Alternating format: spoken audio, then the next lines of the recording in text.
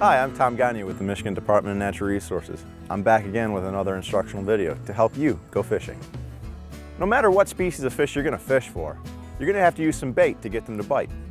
There are lots of options to choose from within the two main categories, live and artificial baits. Let us help you break it down. Worms are by far the most popular form of live bait used in Michigan. You can hook them in a number of ways. Some people like to hook them once, lightly through the midsection, while others will loop the entire worm onto a hook.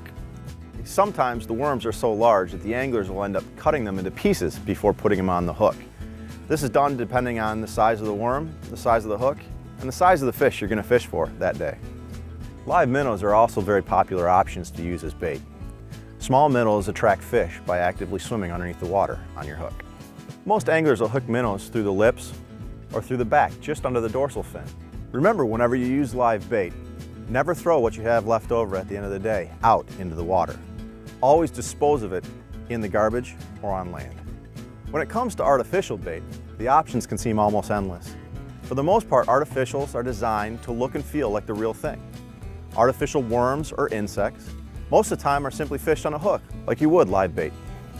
Artificials that imitate minnows, frogs, or crayfish are usually purchased as a lure that you swim through the water. Artificial minnows, frogs, and crayfish patterns come in many shapes, sizes, and colors. Some artificials, called topwaters, float and are actually retrieved across the surface of the water. Crankbaits, or plugs, initially float when cast, but quickly dive onto the water as you reel them in. Other artificials, like spoons, jigs, and spinners, will sink immediately upon entering the water and must be reeled in before they catch or snag the bottom. Finally, hand-tied flies are often used by fly anglers that are trying to match the insects that are commonly seen in the air or on the surface of the water. Thanks for joining us today. Want even more tips on going fishing? Visit michigan.gov/fishing.